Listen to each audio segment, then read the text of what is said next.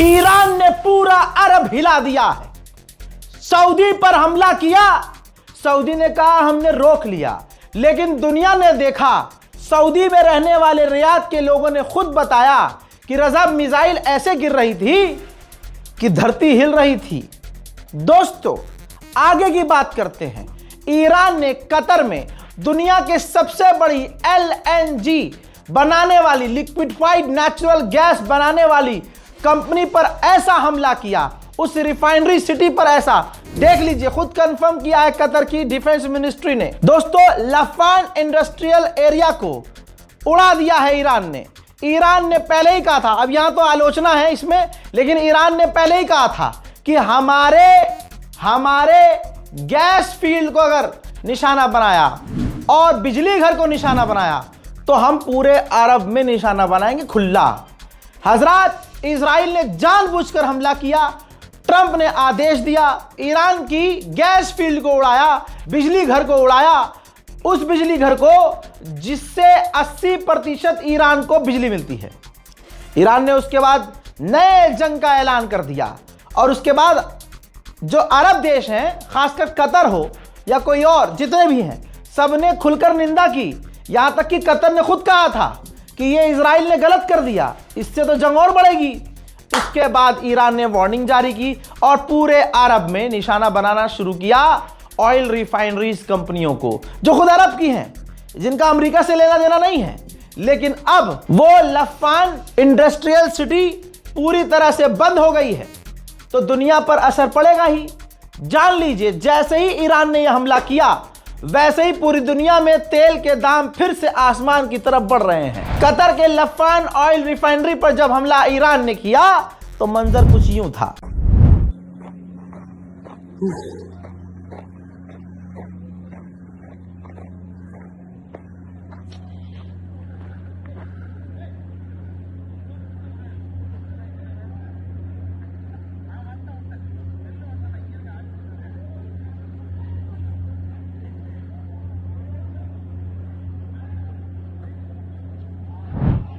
Saudi अरब, अल्लाह Akbar, Saudi अरब कह रहा है कि हमने ईरान की मिसाइलों को रोक दिया है।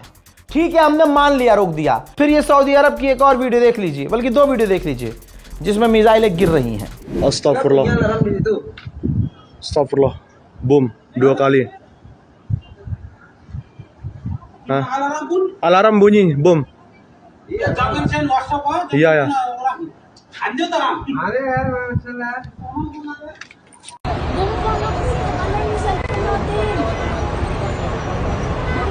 Itu Salsani building.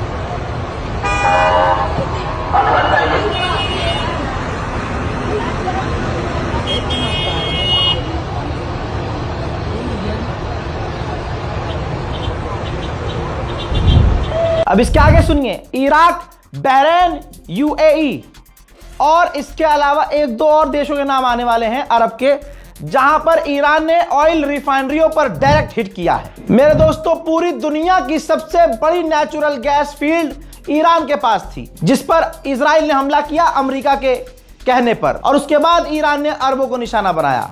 ठीक, ये चीज बारीकी समझ में आनी चाहिए आपको। अब जब ये तमाम अरब देश भड़क गए कि भाई इससे तो ईरान और बिदक जाएगा, तेल के दाम और आगे बढ़ेंगे, तो डोनाल्ड ट्रंप ने कहा है कि देखो, हमें बताया है इजराइल ने, हमें बताकर ईरान के ऊपर उसकी गैस फील्ड पर हमला किया इजराइल ने, लेकिन इस हमले में हम शामिल नहीं थे।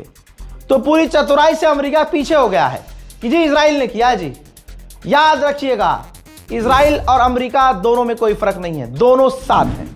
ईरान के विदेश मंत्री ने पाकिस्तान, तुर्की और इजिप्ट के विदेश मंत्रियों से फोन पर बात की है और साफ कहा है कि यह जंग उसने शुरू की, अमेरिका ने, बढ़ा भी वही रहा है, और हमारे सिविलियंस और उनके एसेट्स पर जो हमला कर रहा है, इससे सारी दुनिया पर असर पड़ेगा और हम अपने सिविलियन को बचाने के लिए कुछ भी करने को तैयार हैं। ईरान के राष्ट्रपति भी आग बबूला, जो राष्ट्रपति शांत रहता था, पेजेश्कियान, उस व्यक्ति ने भी यह कह दिया है कि जो ईरान के गैस फील्ड पर इजराइल ने हमला किया है, इसका रिजल्ट छोटा मोटा नहीं होगा, इसका परिणाम खतरनाक होने वाला है।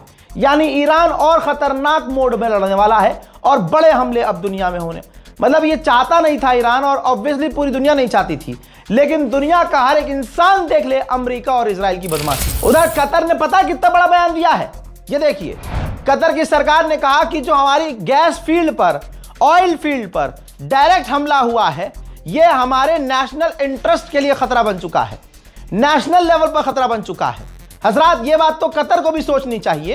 हालांकि कतर के प्रधानमंत्री ने ईरान की गैस फील्ड पर हमला देखते ही तुरंत ये बयान दे दिया था कि ये इजराइल ने गलत किया है, ये अमेरिका ने गलत किया है। लेकिन दोस्तों, ये है तो सारे उन्हीं के साथी, ये है तो अमेरिका के साथी, ये है तो इजराइल के साथी, फिर झेलना पड़ेगा।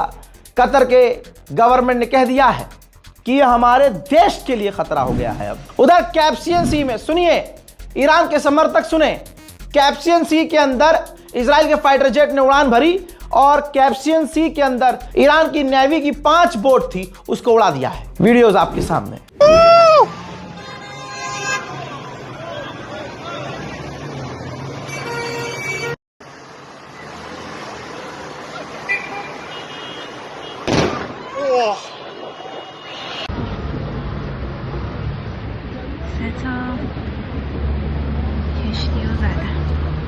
अल्लाह अकबर। उधर ईरान ने कंफर्म किया है कि हमने इजराइल के 2 ड्रोन मार गिराए हैं। हज़रात मोहतरम, जो पुतिन हैं, रूस के राष्ट्रपति, उन्होंने लेटर लिखकर अली लारीजानी की मौत का शोक व्यक्त किया है। पता है अली लारीजानी के आखिरी जुमले क्या थे? सुनो मुसलमानों, ईद बहुत अच्छे से मनाना और ज्यादा अच्छे से मनाना। अली लारीजानी का बयान हम तो लाइव देख रहे थे ना, क्योंकि अपडेट हम सबसे पहले कर रहे थे, तो अपडेट हमारे पास आ भी बहुत बिल्कुल रियल टाइम में रहे थे। अली लारीजानी ने अपने मरने से पहले, जब उन पर हमला नहीं हुआ था तब तक, एक जो लास्ट बयान दिया था, उसमें उन्होंने मुसलमानों को बहुत 3-4 पॉइंट दिए थे, 3-4 बातें कही थी। उसमें आखिरी बात उन्होंने अली लारीजानी ने कहा था कि कोई भी मुस्लिम देश ईरान के साथ खड़ा नहीं है, हम अकेले लड़ रहे हैं।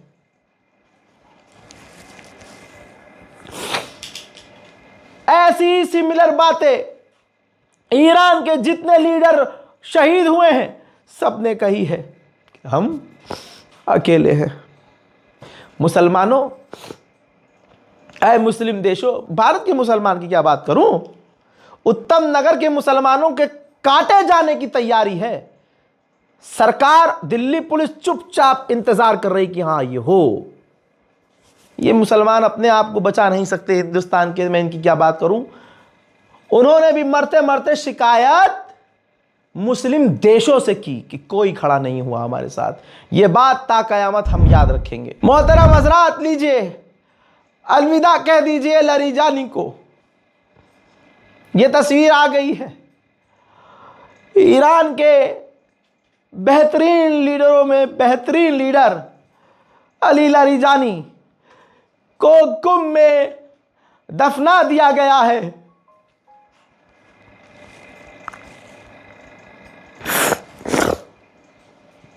ये जो मरा है ना, शहीद हुआ है, इसके आखिरी जुमले दुनिया याद रखे। तुर्की, सऊदी अरब का बिन सलमान, जिसने ईरान पर हमला करने के लिए ट्रंप को उकसाया। 3 दिन पहले तक ट्रंप को पर्सनल नंबर से फोन किया और कहा कि ईरान पर हमले जारी रखो। यकीन मानना, एक वक्त आएगा, मैं रहूं ना रहूं, मेरी बात याद रखना, एक वक्त यह भी बात खुलेगी कि जब ईरान पर यह वाली जंग हो रही थी तो बिन सलमान नेतन्याहू से भी बात कर रहा था। और यकीन रखना इस बात पर, वक्त आएगा, सच सामने आएगा कि बिन सलमान ने ही कहा होगा कि खामनाई की पूरी रिजीम को एक एक करके मारो। देख लेना तुम। ये जितने भी मुस्लिम देश हैं सब खामोश हैं, और खामोश रहकर इन्होंने पूरा फिलिस्तीन उजड़वा दिया, पूरा गज्जा मिटवा दिया। और अब ये सोच रहे हैं कि चुप रहकर और सिर्फ अपना डिफेंड करके ईरान को मिटा दें। ईरान के लोगों को लेकिन तुम हरा नहीं सकते। ईरानी खून है वो, उनके जिस्म में खून दौड़ता है, गाय का पेशाब नहीं। ईरान की आवाम को तो डरना चाहिए ना कि हमारे टॉप लीडर मारे गए हैं भाई, लेकिन नहीं, ईरान की जनता सड़कों पर है।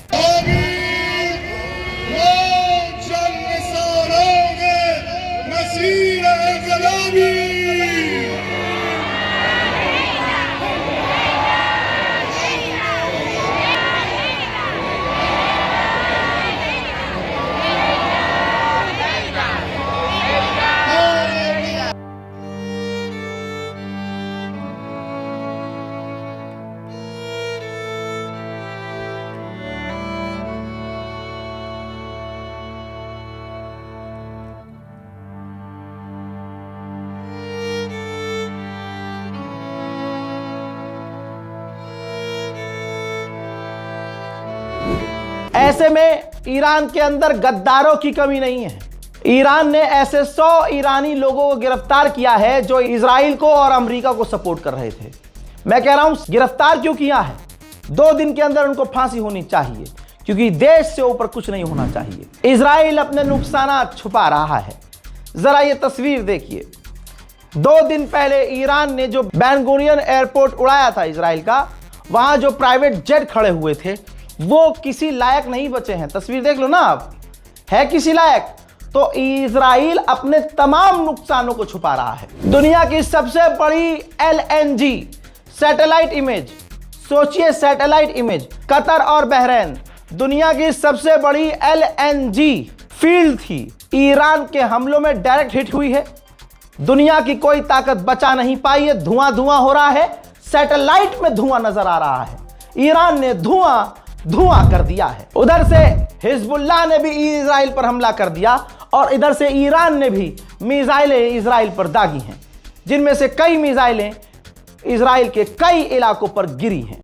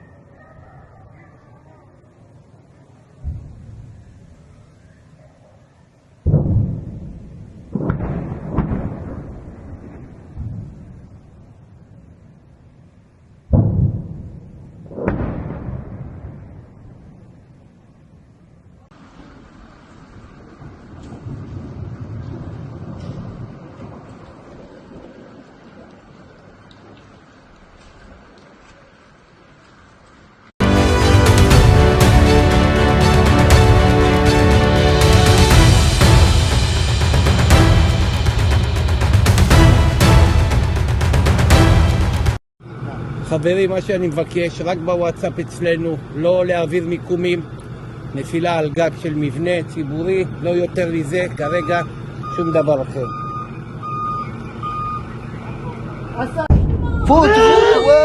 فوتوا ولعت حرب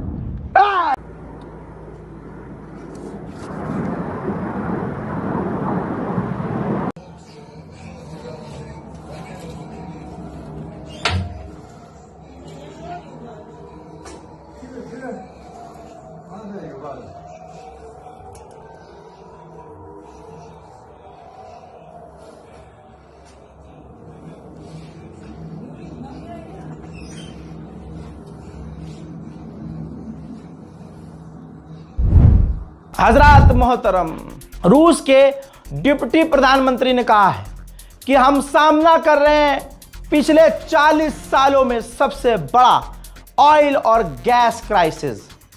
यकीन रखना, अभी तुम्हारा वाला भी अंधभक्त तो आएगा रात को 8 बजे, और जो तुम गैस की लाइनों में लग रहे हो, तेल की लाइनों में लग रहे हो, और भी चीज़ें अब जो देश में उल्टी सीधी होंगी, सबका इल्ज़ाम इस जंग पर पनौती डालेगा और तुम्हारी औकात नहीं होगी पूछने की कि तुमने कितना रिजर्व किया था। तुमने ऐसे दिन के लिए जो आत्मनिर्भर तुम करते हो, तुमने क्या किया था अब तक? और तुम जब जंग रुकवा सकते हो, मैं तमाम सुअरों के झुंड से और उनकी औलादों से पूछना चाहता हूं, जब तुम्हारा बाप एक कॉल पर जंग रुकवा सकता है, तो तुम्हारे बाप की इतनी औकात क्यों नहीं हो रही है कि कॉल करके जंग रुकवाए? वाई अनभक्तो, वक्त वक्त पर प्रभु श्री राम साबित करते हैं कि तुमने बाप गलत चुना है। इस रिपोर्ट को शेयर कीजिएगा दोस्तों, दुआओं में याद रखिएगा। ईरान को अपनी दुआओं में भी जरूर याद रखिए। जय हिंद।